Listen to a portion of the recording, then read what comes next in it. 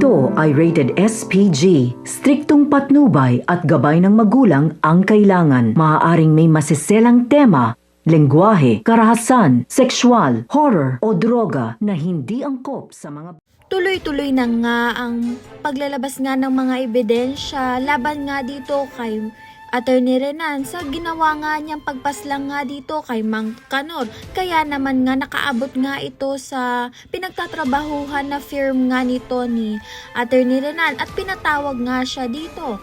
Dito nga ay tinanggalan na nga siya ng lisensya pati na nga rin ng trabaho. Wala namang magagawa itong si Attorney Renan kung hindi nga magalit nga lang sa mga nagpatalsik sa kanya at kakasuhan niya nga raw to at hihigantihan. Sa kabilang banda naman nga ito nga si Lorena ay pupuntahan nga itong si Lilet upang sabihin na may malakas nga siyang ebidensya laban nga dito kay Attorney Renan.